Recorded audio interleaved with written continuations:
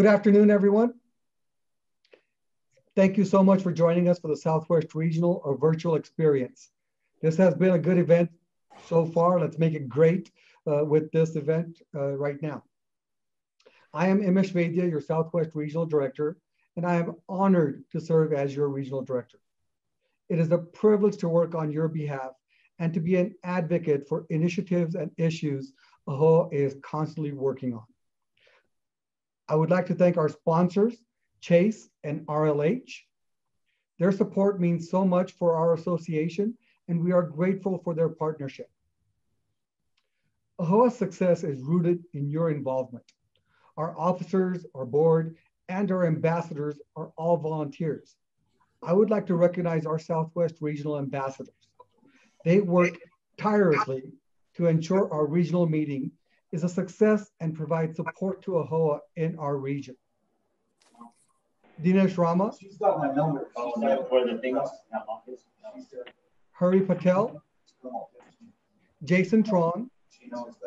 Jigar Desai. Mayur Patel. Nimesh Chaudhary. Nimesh Dinubai. Sneha Sharma. And Tristan Kumar. I would also like to recognize the Southwest Region 2019 Year Ambassador, Dharmesh here from Phoenix, Arizona. Thank you, Dharmesh, for all you do. Appreciate your efforts. Thank you, ambassadors, for all that you've done for me and our region. So now let's take a look at our region and performance that we had this past year. As you can see, the Southwest region has 486 paid members, 305 lifetime members. I urge you to encourage your networks to join or renew their AAHOA membership. Hoteliers are struggling right now, and we need to rely on each other more than ever. If you have a friend or family member who is not yet an AAHOA member, help them out. Encourage them to become a member today and take advantage of all the resources that AAHOA offers.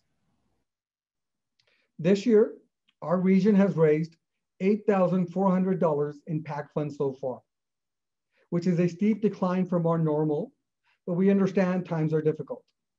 We are hoping to double that before the election day. Here are the names of those who have donated to the AAHOA PAC at $365 or higher. We are grateful for your support. AAHOA supports candidates who support small business and more specifically, hoteliers. Here are the candidates that AAHOA PAC is supporting in our region. Please note, we actually have someone from New Mexico for the first time in a long, long time. This November 3rd, please get out and vote. You need to make your voices heard. We work best when we work together.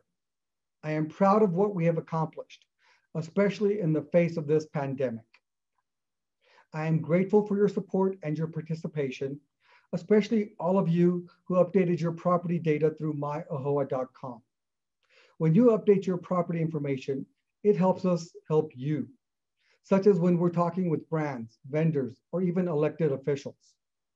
It helps us paint a more complete picture of your influence as job creators, as leaders in business, and in your community. Please take a few minutes today, update your property information through myahoa.com, and help us be better advocates for you. We have several important events coming up, including additional regionals.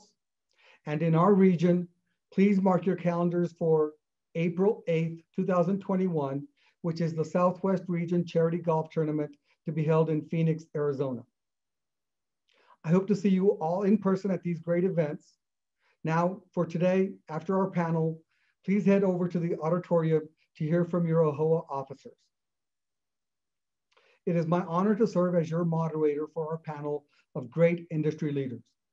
Please help me welcome Ash Patel, President, CEO of Southwest Hospitality Management, Dan Rama, Principal, Direct Broker, Managing Partner, New Gen Advisory, and Kathy Komal, CEO, New Mexico Hospitality Association. We'll start with Kathy, if you'll go ahead, please tell us a little bit about yourself, and we'll go to the gentleman afterwards. Thank you. Thank you, Amesh, and thank you for the invitation to be here today. This is a challenging time for all of us, and I think the partnerships that we have started to form, we're really fortunate to have leaders like Amesh serve on the NMHA Government Affairs Committee and help serving an instrumental role in making sure that we reflect the interest of the entire industry and not just specific groups. So again, I'm with the New Mexico Hospitality Association. Our primary focus is to be the advocacy group that represents hospitality and tourism across New Mexico. And of course, we've also been actively involved in COVID responses and actively involved in setting policies and procedures to deal with the virus and to start to work on economic recovery. And I'll talk more about what we're actually doing when we get to the question session. But again, I am grateful to have the opportunity to visit with all of you today. And I hope you will use NMHA as an additional resource to help your business in the coming months. Thank you, Kathy. Ash?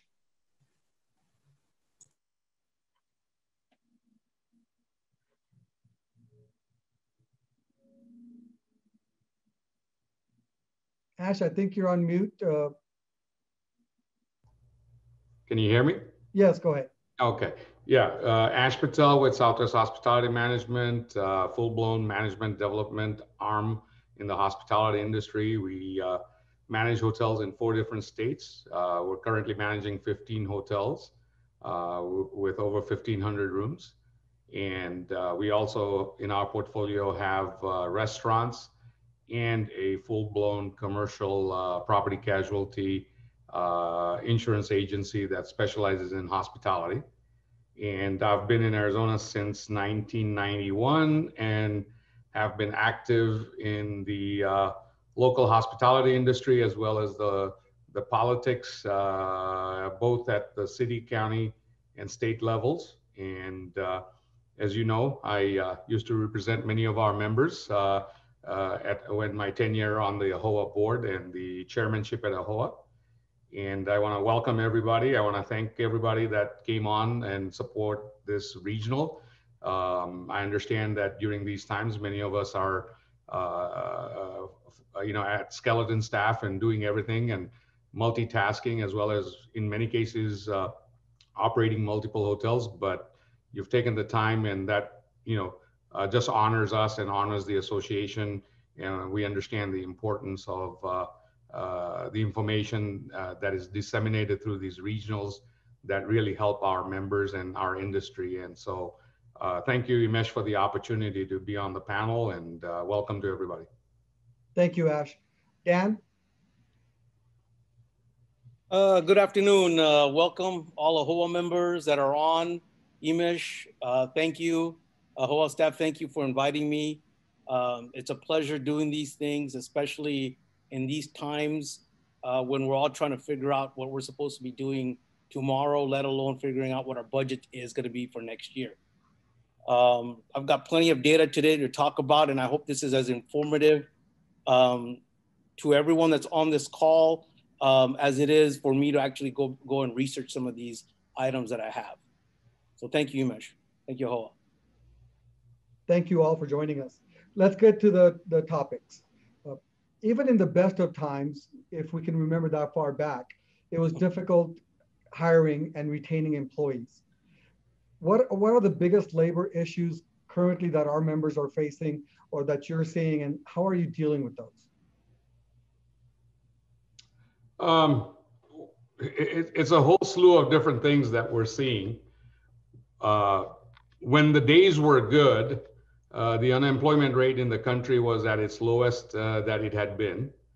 And so it was difficult, obviously, to procure staff members, and especially trained staff members, because of the supply-demand factor out there, and understanding that most hospitality careers start at the bottom, and it's not a glorious profession.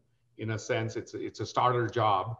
And so it was extremely difficult prior to, and then with COVID and all the challenges that individuals face at home with family, with children, with closures, babysitting, all those factors, and then wages not coming in to support the lifestyles that were already created poses another challenge. And so we went through the last 6-8 months with challenging times, with a lot of folks asking for FMLA, FRCA, and then the fact that many had kids where they didn't have babysitters at home, or both parents were at some form of risk of COVID. And then in many cases, like in our restaurant business, we were forced to close, and then we were forced to limit capacity. And so we're forced to, let go of a lot of people, furlough a lot of people that, we have no idea when we'll bring them back. And so then came also the challenge of, the benefits of staying at home and the government paying out, a large number of dollars, where actually the dollars in benefits were more than what people earned. And so there was no motivation to come back to work. So it's a mixed box of chocolates where, different challenges for different positions and different markets. I mean, some of our hotels are still running, occupancies in the teens or the 20s. And how do you hire people back? And then the people that you do have are working twice as hard to operate these hotels. And the turnover also comes because of those challenges, because at some point your people say, hey, me working 12 hours a day and then having the pressure of COVID and the stress of elections and everything, I'm just going to go home and sit at home. Relocations are an issue. People want to find jobs. They find jobs in places that they may have to relocate, but how do you relocate your whole family that is rooted in with your children's schools and everything else? So I think there's a whole slew of things out there that is a huge challenge when it comes to employment right now, not in just hospitality, but I'm hearing it from retail, and I'm hearing it from industrial to, repair shops to, dentist offices and places like that, where, it's a challenge.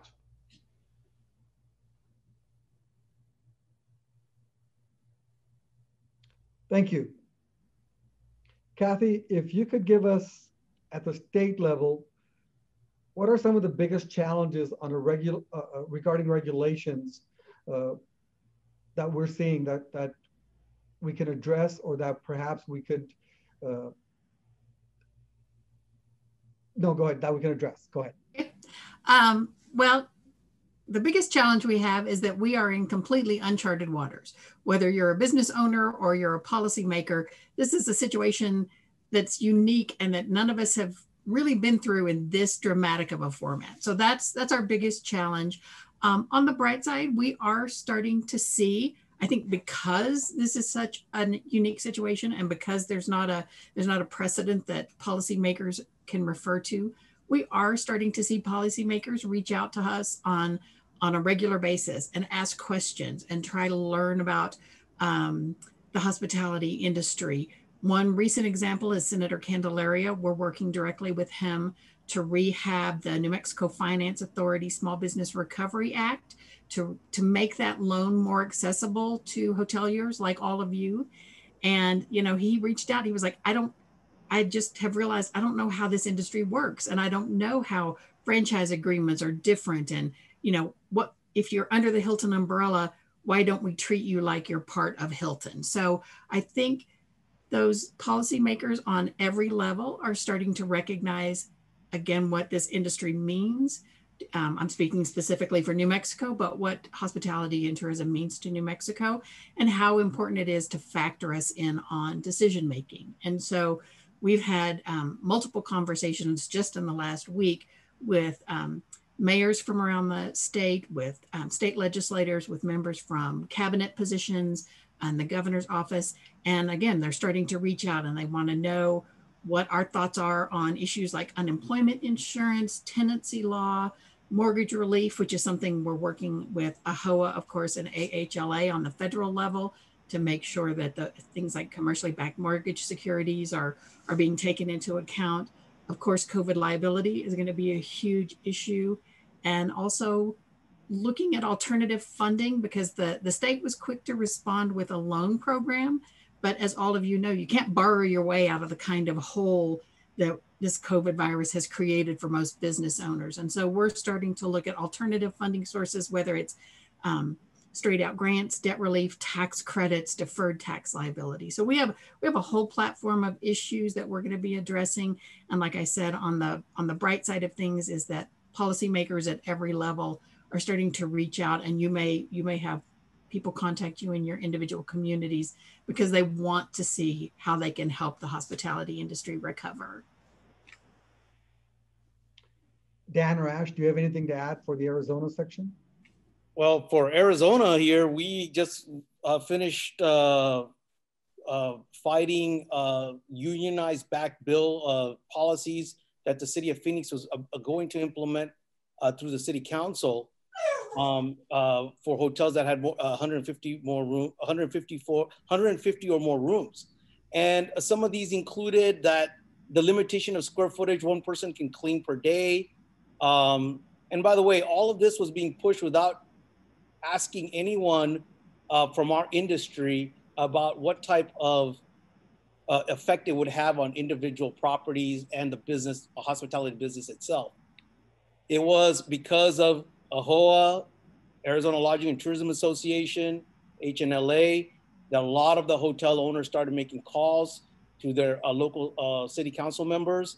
And we all got on a call. There's about 1,000 callers that were on that were actually opposing this.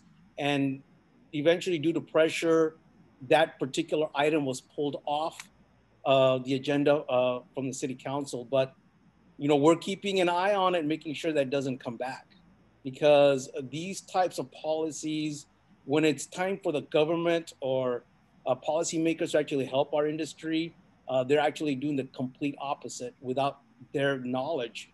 They don't have the knowledge of what it's actually going to do to us.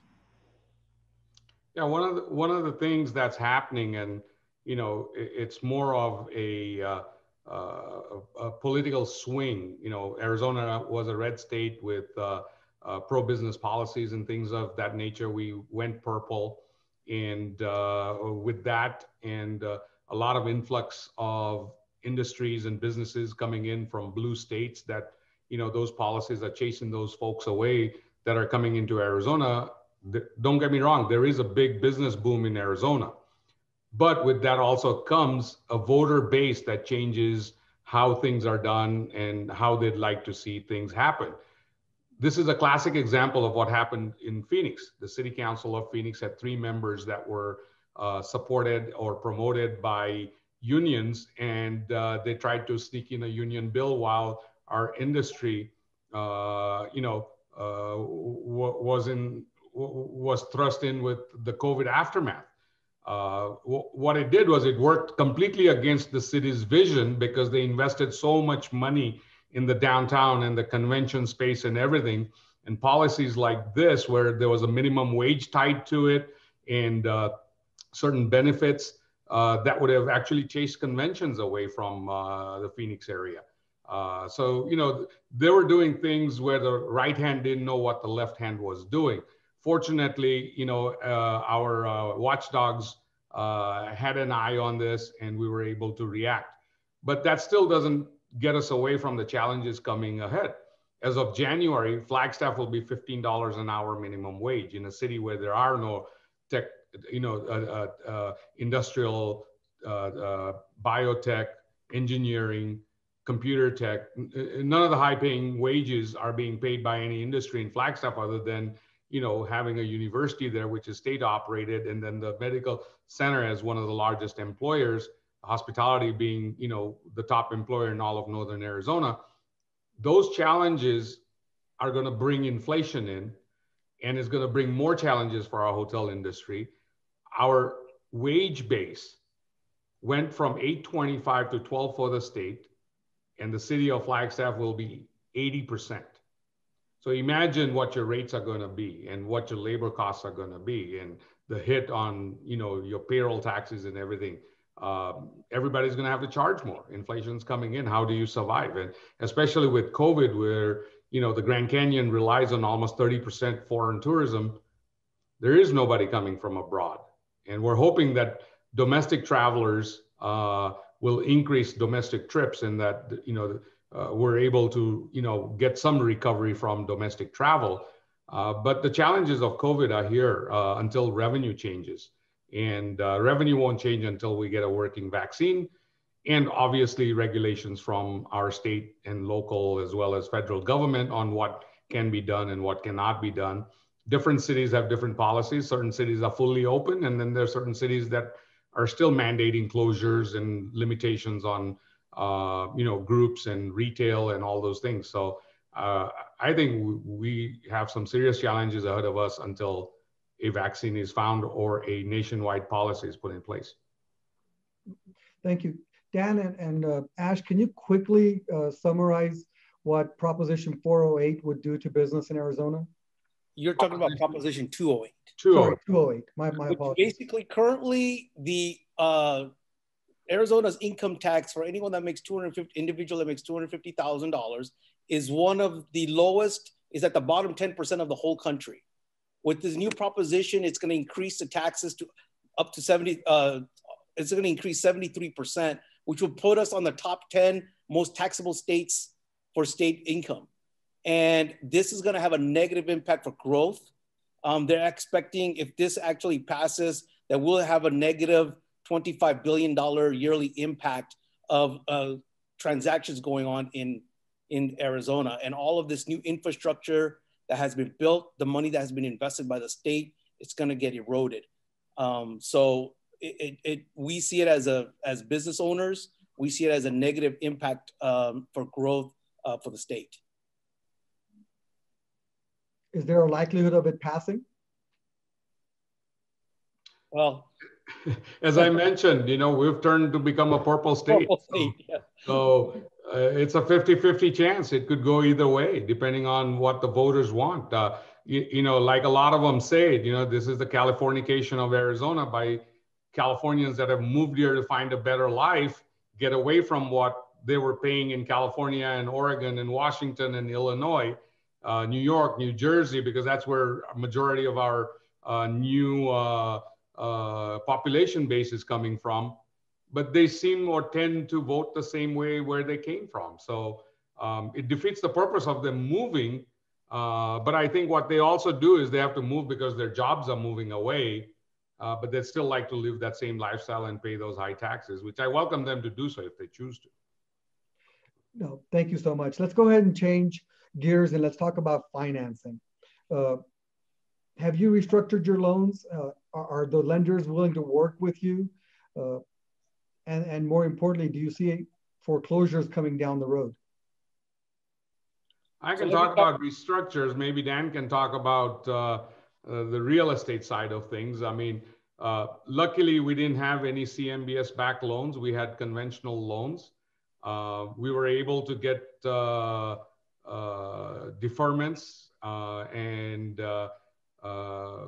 unfortunately, the 90-day deferment in some cases were not extended.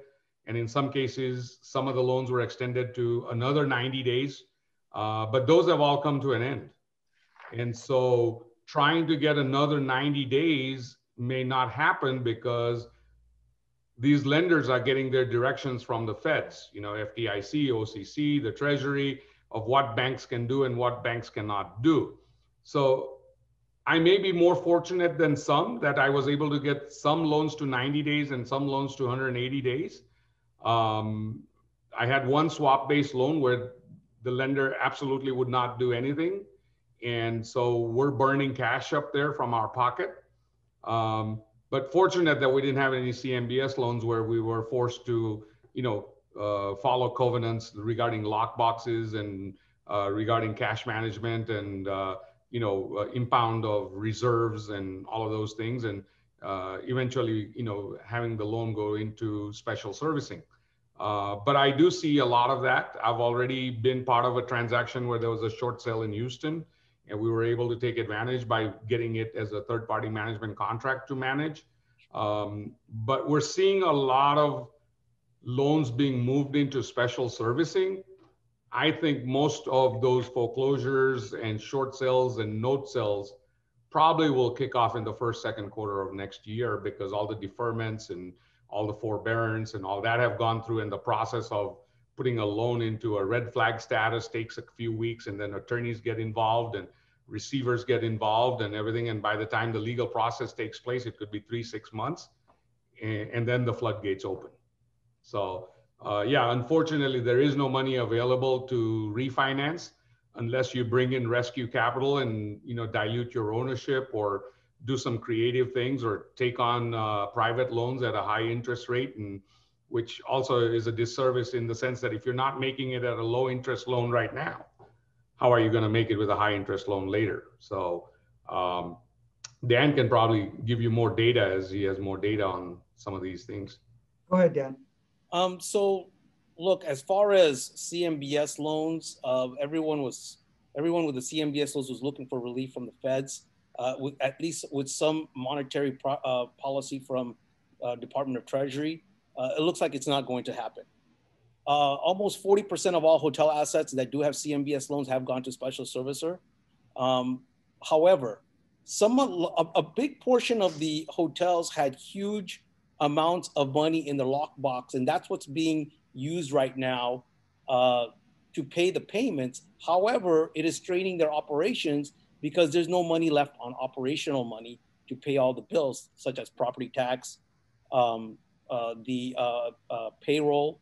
So there is some compression happening. We are seeing that special services are taking them back, but the volume is so great that it's going to take time to get it done. So we expect, like Ash said, the floodgates to really open up in the tail end of first quarter, and second quarter should really be the sign that shows what exactly is going to happen with a lot of these loans. Now, on balance sheet loans, if you're working with banks, I think a lot of banks are working with you. There's been some I've seen where the bank is actually talking to the hotel owner about selling their note at a discount. We've actually done note sales at a discount with a friendly foreclosure. So things are happening, but they're not happening at the rate that we normally would have expected for this kind of collapse, because the feds have put so much restrictions on the banking community not to foreclose on folks. And nobody wants to be the first bank to foreclose on anybody right now. It's bad PR. Thank you. You mentioned expenses. So first, let's talk about forecast for revenues. What are you using to forecast revenues for the remaining year? And more importantly, what are you doing to reduce your expenses? From an operations standpoint, let's get into revenue, because revenue fixes everything, right? Definitely. Unfortunately, if you look at Star, they came up with a statement that for the first time, Star reached a 50% occupancy mark for the country. But I feel that is a blip that just occurred. But we're headed into winter. And traditionally with winter, corporate travel slows down because of the holidays, year-end, budgets, inventory. And then the beginning of the year, also is a little bit slow to get going on corporate travel. Now, corporate travel's gone. The holiday travel will pretty much slow down because most people are still not willing to take flights to go visit their families and things like that.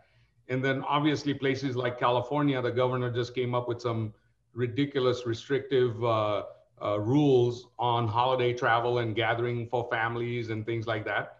So, the government is a big hindrance also on revenue, but let's just focus on what we're projecting. And if you look at the pattern from when March and the pandemic really hit and things closed down very quickly, a lot of hotels were, in their single digits, in their teens, in their 20s. Strong markets were in their 30s and 40s. And then 6-8 weeks into COVID and into April, things started coming back a little bit. I think the initial shock and the initial uncertainty, people started figuring things out. The PPEs, which were very short in availability, production started coming in, imports started coming in. A lot of manufacturers started changing to PPEs to adapt and be able to survive and make money. Occupancy started picking up, and nationwide, if you look at what Star and Lodging Econometrics and everybody have, the summers, the budget and the select service on the economy side outperformed every sector. Similarly, what we're looking at is from projections, what we try to predict from what happened last year to this year, what happened in the summers, what happened in the spring, what's happening right now in the fall. How do we predict what's going to happen starting next year? We're in unknown, uncharted territories that Kathy mentioned. We're being very conservative on our forecast so that we can predict and project our cash burn so that we understand what we have to do in terms of tightening our belts and working with lenders and doing everything in our power to understand that if this carried on for another 6 months until until a working virus is found, or people get back the confidence to travel, and the indications are that the virus spread has slowed. We don't know. It could be all of 2021 could be the same as 2020. We don't know that. And so the projections are very, very conservative. We cannot go by any numbers. I think if you're doing 35% today, next 6 months, I would project it at 35%. And if you do better, that's gravy. If you do worse, that's going to be tragic for the industry. As it is, when you heard about, all the brand presidents and, all the industry leaders at AAHOA and AHNLA and others mention how many hotels are going to permanently close doors, it's a shocking number. And I think we would be in a very tragic situation should numbers dwindle any further than what they are already. But as far as costs are concerned, it's a tremendous cost increase because of all the hygiene products that now are implemented in a workplace, in a restaurant, in a hotel, in a hospital, in just about anywhere you go, any public place, they have had to invest in hygiene products. And a lot of them are mandated, and a lot of them are brand mandated. And what that does is two things. One, and this is something I'll bring up and maybe someone can help me answer it. We as hoteliers are mandated just like a grocery store or anyone that during a pandemic, a hurricane, a fire, an emergency, you're only allowed to charge so much for your hotel room. Otherwise, you're, found gouging and you could pay some heavy penalties and criminal penalties. What happened to PPE, right? PPE, a gallon of sanitizer pre-COVID was $5. Now a gallon is $35, right? Gloves are now, almost 500, 600% more than what they were pre-COVID. So I understand capitalism that, you're talking about supply and demand of these products and things like that, but maybe somebody in government can look at that and say, hey, what happened to all this PPEs and, why are they so high? So now imagine with the new pricing model, each hotel has to have, their cleaning products, the hygiene products that we give out to guests if they don't have one, care packages and different things, and the time it takes to clean a room. Because now all public areas have to be touched multiple times during the day. All rooms have to be cleaned and, with hygiene products and ensured that all touch points and everything. And in many cases, if you have a blue light, that you go through and ensure that, you've really cleaned the room. Each remote, it's in some kind of a plastic pack and, things like that. the cost of cleaning a room has gone up. The cost of maintaining your property has gone up, and everything else has gone up. With that, all your supply cost has gone up. The supply chain, logistics, everybody's charging more. At some point, inflation is going to catch up, and a consumer is only going to pay so much for a room, and you can only charge so much for a room. So where's that balance going to come? And I think most hoteliers today are struggling with that, and especially the ones that are doing the low occupancies right now. They're really struggling. How do you manage those costs? How do you manage the labor, especially when your minimum wages are going up, your operational costs are going up. Cities are charging more money. Municipalities are charging more money on developer fees, on trash collections, on impact fees and everything to cover up the shortfall that they have because tax collections have gone down. So it's a huge trickle-down economic effect where everybody's charging more.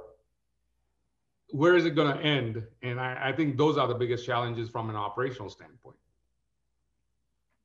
Imesh, I want to add something. Go ahead. Ash said, one thing that has come out of this on a positive note is that our rooms are probably cleaner than they've ever been.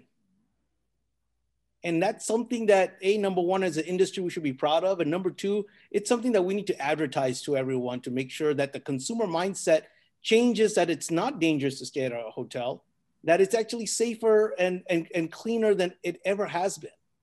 And that is really a message we need to get across as hotel owners, but also with the help of the brands. Well, that's a great point. We need to entice the guests back to the hotel rooms, and that's what it takes. So thank you for bringing that up, Dan. Kathy, let's go back to something that Asha just brought up.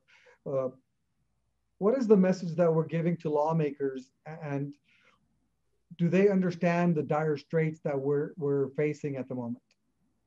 That's a great question. Thank you. And I'll answer it in two parts. The first is, I think they're starting to understand what we're going through. I think they're still having trouble believing it. I mean, I just shared with some legislators the data that had come down from AAHOA and AAHOA about, that we could see 30% of hotels close early next year without some kind of relief. And I think those numbers are so shocking that people don't believe them at first. And then now that they're starting to accept those numbers and to see why that is the case, I think we can start to share the message with them that we really are, as an industry and as a group of small and medium business owners, we really are caught in the middle, and we are being squeezed between, increased fees from municipalities and lower occupancy rates and increased costs to keep those rooms at that level of cleanliness to make them safe for our consumers. So I think that's the message that we're going to be sharing. And I would love to get some of those direct stats, maybe that we could start to share with some of the New Mexico legislators about what those exact costs are and how that's putting such a strain on businesses, and the impact of labor cost and shifting labor because you have to do layoffs and then you don't necessarily have your employees available to rehire when it's time to rehire them. And so I think joint messaging of all of those factors and joining all of our voices together, we're going to be doing a letter writing campaign to state and local policymakers between now and the end of the year. And I think, again, just getting those messages out and sharing with them exactly what the squeeze is and how difficult it is to keep the doors open will be helpful so that they can then take that information and create policies that actually have a bottom line impact for business owners. One of the things for our listeners, and many of them can probably relate to this, there are so many mandates coming down from the brands on touchless, contactless technology. And a lot of them are becoming brand standards. These are very expensive changes during a time when there is very little capital there to invest in these technologies. Now we understand that safety and security of our guests, our staff, and ourselves is primary. But it is a dilemma for an owner to come out of pocket during a time when there is a huge cash burn to implement some of these touchless technologies and contactless technologies, and implement them during a time when revenues are at the lowest. Now, if we were in 2019 and we were making money and some of these mandates came down, it would not have hurt as much, but it is hurting right now. The one thing I know about human beings and Americans is that we have quick amnesia.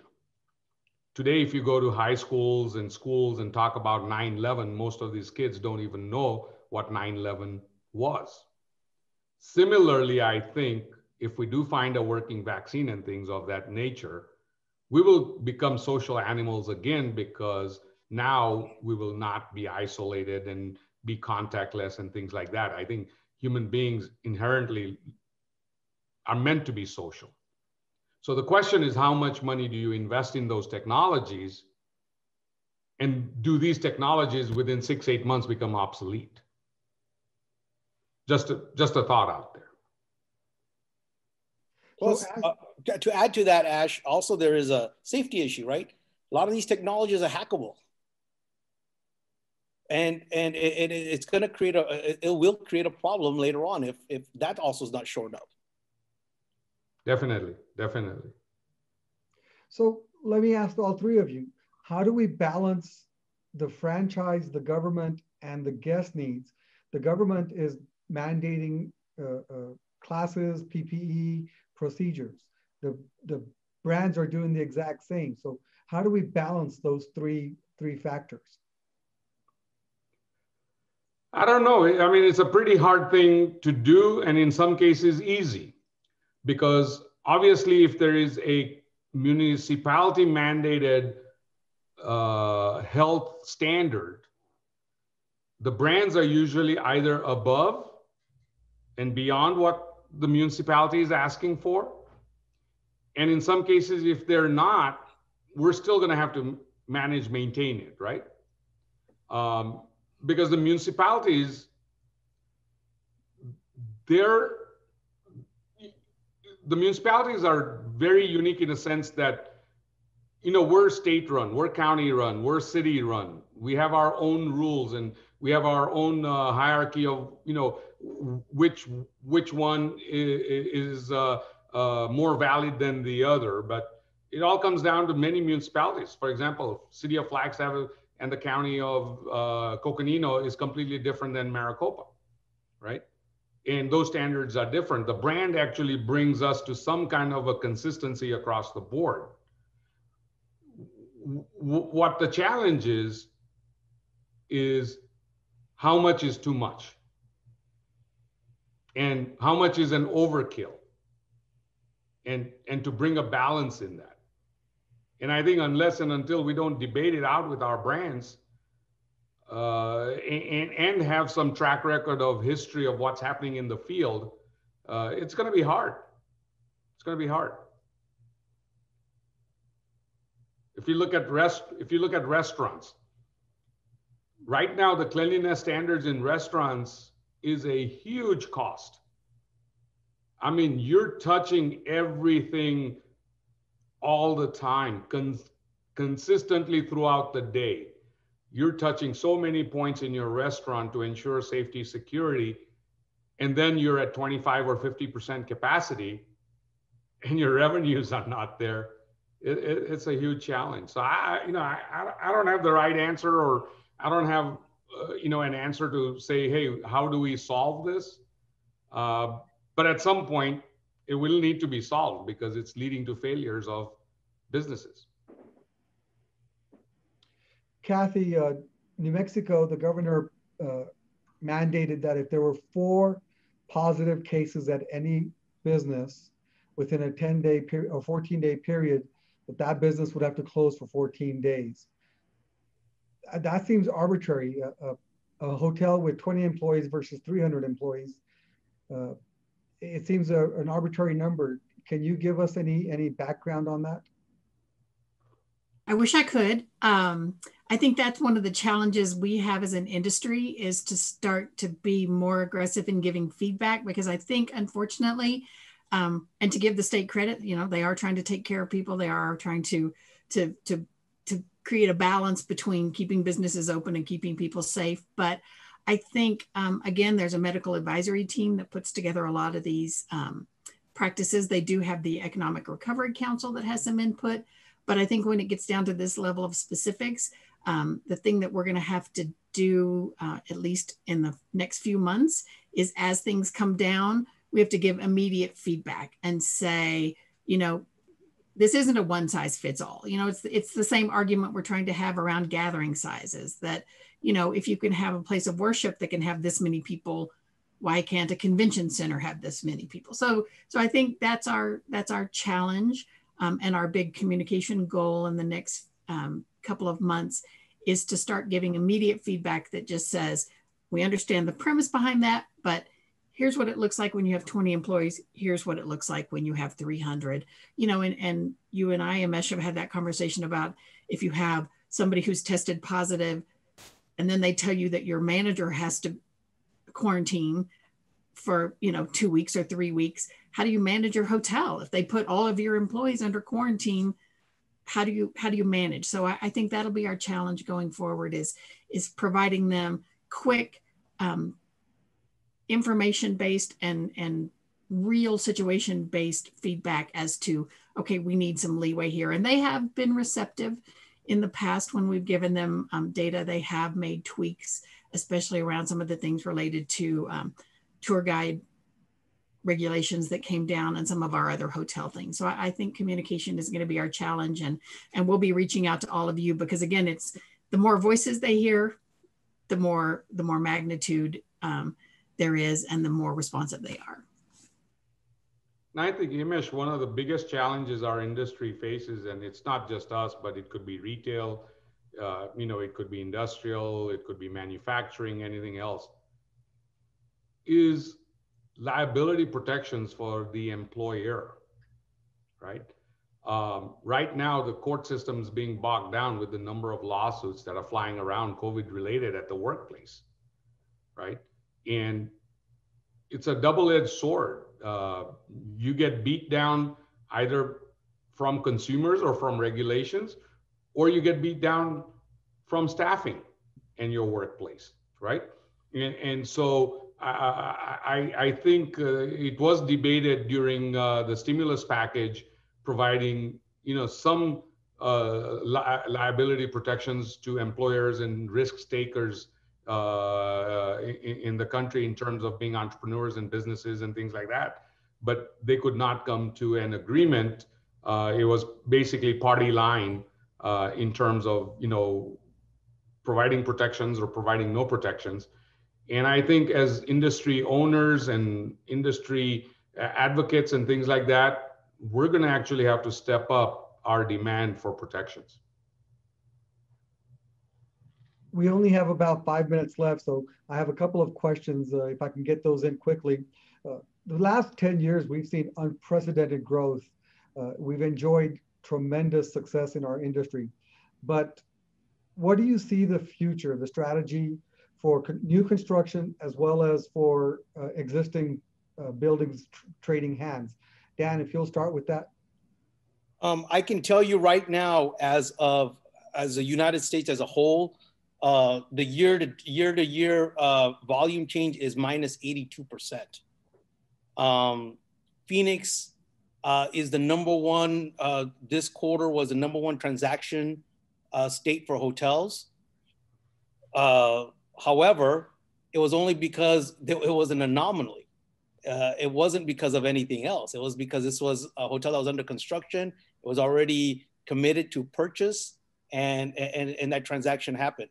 One of the biggest phenomena I've seen is, one of the good things that's coming out of this, a lot of the hotels are being, a lot of the older hotels are being retired to get repurposed for a different type of use. So as a broker and a brokerage company, right now we have already sold hotels that turned, especially the bigger, older hotels that are turning into multifamily, assisted living, apartment complexes.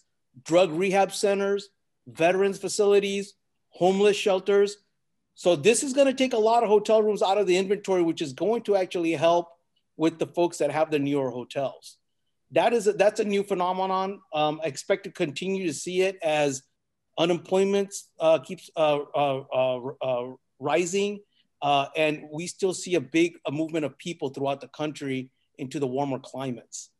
Having said that, you know, as far as hotel construction, well, good luck with that right now, because if you can't find financing, great for you. But I'm telling you right now, there's going to be no financing for new construction for at least another 3 years, unless some miracle happens. And because the capital markets are literally frozen because they don't want to take that risk right now. Now, where there are loans are in the whole SBA level, all the USDA level, with all guaranteed backed by the government. But besides that artificial backing, there is nothing as far as new construction is going, as far as lending is going. So, however, for all you folks that have brand new hotels, on a bright side, when this thing turns around, when things come back to some normalcy, I think you'll be holding on to some very good assets. Ash, do you want to add anything? Yeah, I mean, from a transaction side, what we saw was that we had a good, decade of a boom, and many experts were saying that at some point it had to slow down when nobody knew, and then we have this anomaly pandemic that shows up, and everything's thrown into the fire from the pan that was heating up. What we're seeing is that there's a lot of cash on the sidelines, unlike 2001 and 2008, where there was only a limited amount of liquidity on the sidelines to reinvest in CRA, and including hotels. But if you look at the marketplace right now, there are so many funds that are already being created and being funded just to take over all these distressed assets. And that could mean that the amount of discounts at transaction may not be as deep as what they got in 2001 and 2008. Yet to be seen how deep the dip is and how bad the transaction volume is going to be needed from special servicing and foreclosures and everything else. This pandemic has hit everything. The only things that are looking good, and when you look at all the CRE reports, is that industrial has been doing pretty well, multifamily has been doing pretty well. But when it comes down to retail and hospitality and the traditional service industry businesses, it's going to be deep. And it's hard to say because there's just so much money on the sidelines that even the transactions that have taken place right now, the few that have over the last few months, they're not at a deep discount.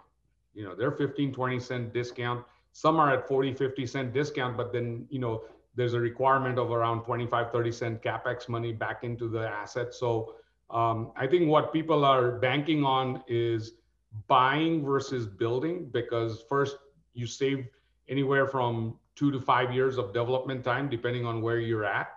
And that you're get into an operating business that already has a location.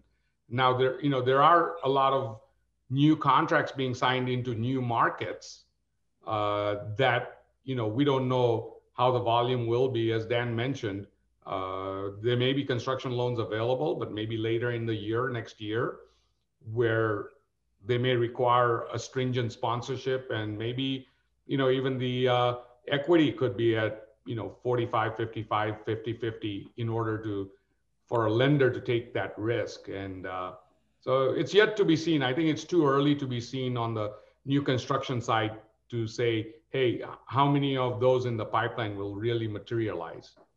They may go dormant for a couple of years before they come back. So I think it's more going to be just existing transactions. Well, thank you. We have very, very short amount of time left.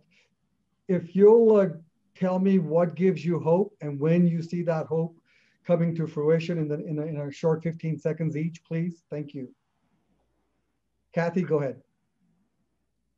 I think the bright spot for me is that because we've been in crisis and it's been an ongoing crisis, we've established so many new communication channels and so many new partnerships and alliances. And I think the partnership between AAHOA and NMHA is a great example of that, and our partnerships with AHLA and other state organizations. So I think once we get over this hurdle, that the fact that we've created these new communication channels is going to be a really bright spot for our industry and really a great way for us to move forward. Dan? Well, for me, it's exterior quarter hotels and outdoor activities, right? If there's a hope, that's the hope for I see in the industry in the short term. People going out, whether it's a golf tournament or whether it's going to see the Grand Canyon or going to go see our national parks, I think you're going to see that those markets are going to be a lot more resilient because people are going outdoors in order to still be able to enjoy a life instead of being confined to a room. Thank you. Ash, if you'll quickly close for us. Sure. I look at not just my business, but I look at life at a macro level, right?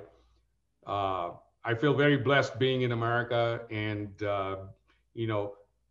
just by living in America, working at a McDonald's and living in an apartment, you're in the top 5 percentile of life and quality of life in the whole world. And America has always been resilient, no matter what, whether it be a depression, whether it be a pandemic, whether it be a world war, we will come out of this and we'll come out stronger, and we'll come out of it together. And I think that, as a nation, the whole country is hurting right now, but I feel that, we will find a way, and all it takes is giving your best at all times, and, guiding your people, because they're also very stressed. They have families, they have children, they have bills to pay and everything. So, understanding, that you're not in it by yourself as an owner, but your staff is, your customers are, your supply chain is, everybody is in it together. And that being such a resilient industry itself also, that we take care of people, we show hospitality, we let them put their beds safely in their heads in our beds safely in the industry, and we'll make it through. We'll make it through. Thank you so much. I appreciate Kathy, Ash, Dan. I appreciate your wisdom. I appreciate your time. Thank you. And I also want to thank some of our sponsors. We're going to display a short video from Chase for their sponsorship.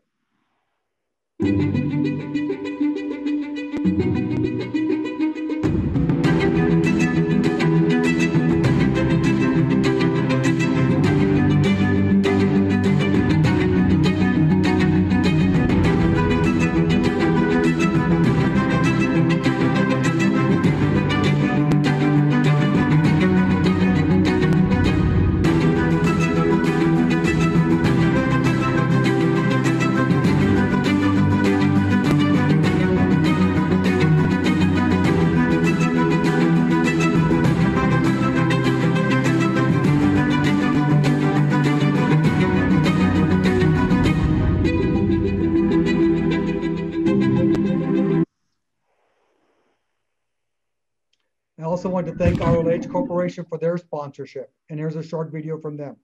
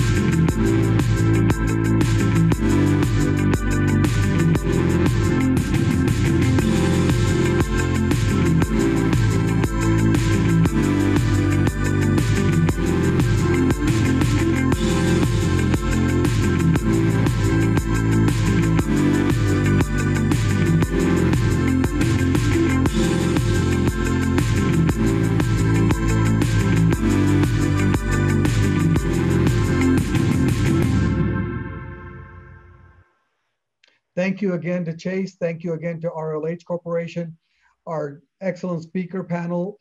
Thank you, everyone. If you'll head to the lobby again and head to the general session, you'll get a message from our officers. Thanks, everyone.